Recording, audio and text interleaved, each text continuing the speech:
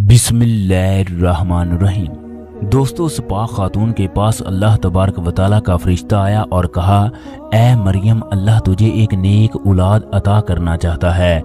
कुंवारी मरियम ने कहा, यह कैसे मुमकिन है, मुझे तो किसी मर्द ने छुआ तक नहीं है। फरिश्ते ने कहा, ऐसा करना तेरे रब के लिए बहुत आसान है। वो नेक और पारसा खातून कौन थी जो क़यामत तक नेक दामनी की मिसाल बनी रही? वो खातून जिसे अल्लाह तबारक व तआला ने अपने ज़माने की तमाम औरतों पर बरतरी अता फरमाई। ये तमाम बातें इस वीडियो में तफसील से बताई जाएंगी। इससे पहले अगर आप लोगों ने हमारा चैनल सब्सक्राइब नहीं किया तो कर लें, वीडियो को लाइक करें और दोस्तों के साथ शेयर करें। दोस्तों, हजरत बीबी मरियम के वालिद का नाम अमरान और वालदा का नाम हन्ना था। हजरत अमरान अलैहिस्सलाम सुलेमान अलैहिस्सलाम की औलाद में से थे और उनकी बीवी हन्ना हजरत दाऊद अलैहिस्सलाम की औलाद में से थी।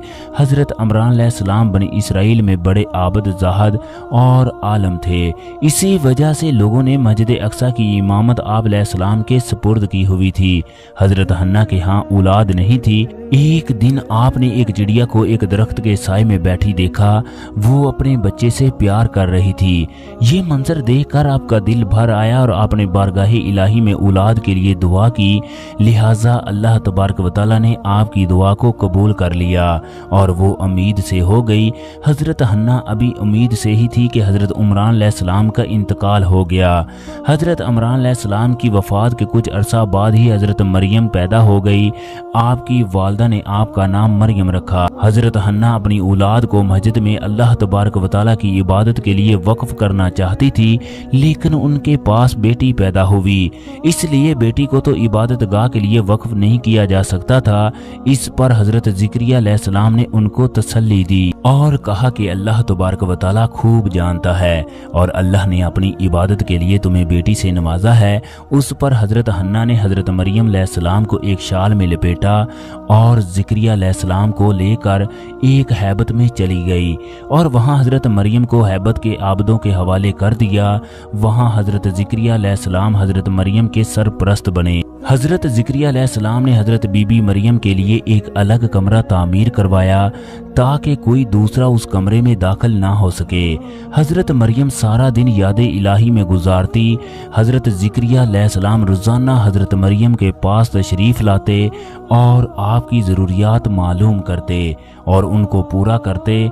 एक दिन हजरत ज़िक्रिया अलैहिस्सलाम आपके कमरे में दाखिल हुए तो देखा आपके कमरे में ताज़ा फल रखे हुए हैं। तो आपने हैरान होकर हजरत मरियम से पूछा, ये फल कहाँ से आए हैं? तो हजरत मरियम ने फरमाया, मुझे ये फल उसी अल्लाह तबारक व तआला की तरफ से आए हैं जो जिसे चाहे जहाँ चाहे अता करे। ये सारे काम उसी की मर्जी से होते हैं।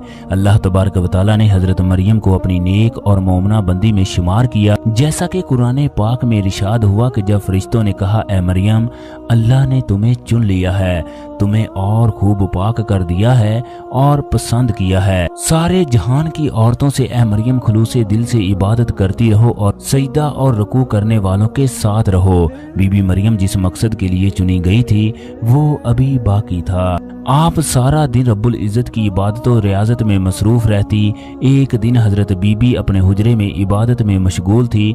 अचानक एक फरिश्ता इंसानी शक्ल में आपके पास हाजिर हुआ। हजरत मरियम ने अपनी पूरी जिंदगी में किसी गैर मर्द को नहीं देखा था, इसलिए वो हजरत जिब्राइल अलैहिस्सलाम को देखकर परेशान हो गई क्योंकि वो फरिश्ता इंसानी शक्ल में आया था।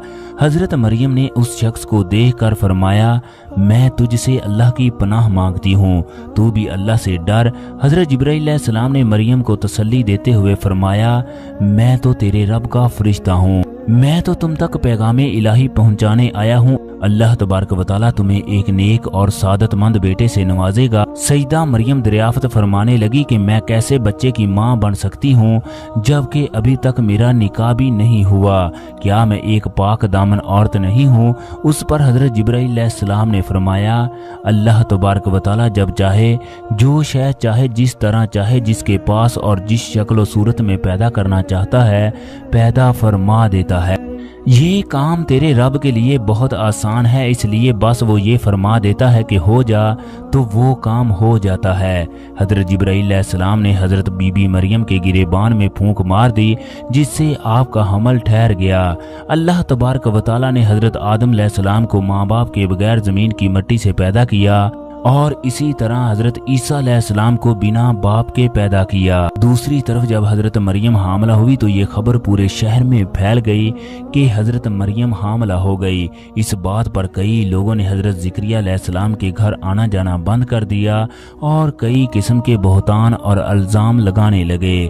حضرت مریم کی پریشانی ہر گزرتے دن کے ساتھ بڑھنے لگی کہ شادی تو ہوئی نہیں، جب کہ ان کے ہاں بچے کی پیدائش ہو گئی تو لوگ کیا کیا باتیں کریں گے۔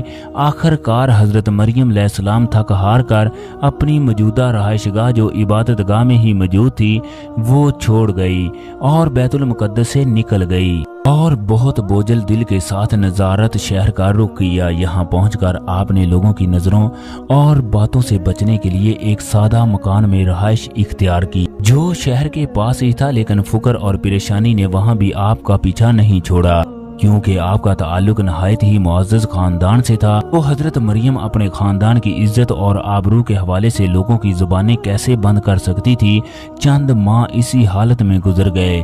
حضرت مریم یہ تکلیف برداشت نہ کر سکی تو یہاں سے بھی یروشلم جانے کا فیصلہ فرمایا اور اسی حالت میں بیت الحرم پہنچ گئی اور دور ایک مقام میں رہنے لگی۔ اس مقام پر حضرت مریم تنہا رہتی، اس کے باوجود آپ کو رب العزت کی طرف سے کوئی سہارا حاصل نہیں تھا، لیکن پھر بھی آپ کا ایمان خلوص پر مبنی تھا۔ لیکن ایک نوجوان خاتون کی حیثیت سے آپ کی تکالیف میں روز بروز اضافہ ہوتا جا رہا تھا۔ آخر کار وہ وقت آ ہی گیا جب ایک عورت ماں بنتی ہے۔ اس وقت کی شدید ترین تکلیف کے باوجود آپ کی مدد کرنے کے لیے آپ کے پاس کوئی بھی عورت موجود نہیں تھی۔ آپ شدید تکلیف کی حالت میں کھجور کے ایک درخت کے نیچے تشریف فرما ہو گئی اور اسی حالت میں حضرت عیسیٰ علیہ السلام کی پیدائش ہوئی۔ حضرت عیسیٰ علیہ السلام جیسے خوبصورت فرزند کو دیکھ کر جہاں حضرت مریم کو بے تحاشا خوشی ہونی چاہیے تھی، مگر اسی خیال کے ساتھ حضرت مریم بہت غمگین ہو گئی کہ ان کے اس بے مثال فرزند کا تو کوئی باپ ہی نہیں ہے۔ اس خیال کے ساتھ حضرت مریم کے منہ سے بے ساختہ نکلا، کاش ایسا ہونے سے پہلے میں مر جاتی، کسی کو میرے بارے میں کچھ سراغ نہ ملتا۔ اس خوف سے حضرت مریم کا برا حال تھا کہ وہ لوگوں کو کیا بتائیں گی، اس بچے کا باپ کون ہے۔ اتنے میں ہی حضرت مریم کو غیب سے آواز آئی، اے مریم غم نہ کرو، تمہارے رب نے تمہارے قریب ہی چشمہ رواں فرما دیا۔ تم جس درخت کے نیچے بیٹھی ہو اس کو ہلاؤ، وہ تمہیں پکی ہوئی کھجوریں کھانے کے لیے دے گا، تم وہ کھا لو اور پانی تمہارے نزدیک ہی ہے، تاکہ حضرت مریم علیہ السلام کو اٹھ کر دور نہ جانا پڑے۔ حضرت مریم علیہ السلام کو ذرا سی دیر میں سکون اور اطمینان حاصل ہو گیا۔ اب حضرت مریم علیہ السلام نے اپنے شہر واپس جانے کا فیصلہ کر لیا۔ سیدہ مریم شہر میں داخل ہوئی تو ان کی گود میں بچے کو دیکھ کر لوگ طرح طرح کی باتیں بنانے لگے۔ لوگ آپ کی پاک دامنی سے اچھی طرح واقف تھے، لیکن اس کے باوجود وہ حضرت مریم کی پاک دامنی پر الزام لگانے سے باز نہ آئے۔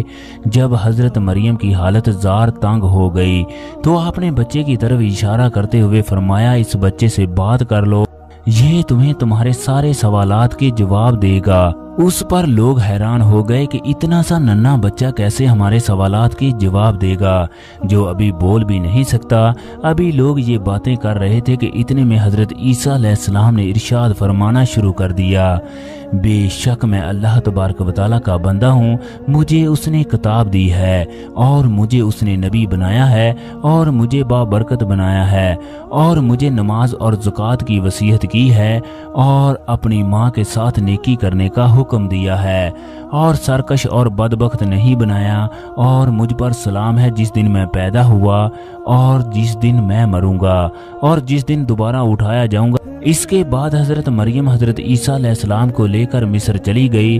جب حضرت عیسیٰ کی عمر 13 سال کی ہوئی تو مریم ان کو لے کر بیت المقدس پہنچ گئی۔ روایتوں کے مطابق حضرت مریم کی وفات 35 عیسوی اور عمر 51 سال لکھا گیا ہے۔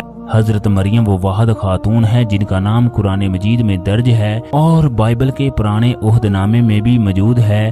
حضرت عائشہ سے روایت ہے کہ آپ صلی اللہ علیہ وسلم نے فرمایا، اللہ نے مجھے خبر دی ہے جنت میں میرا نکاح مریم بنت عمران، موسیٰ کی بہن کلثوم اور فرعون کی عورت آسیہ سے ہو۔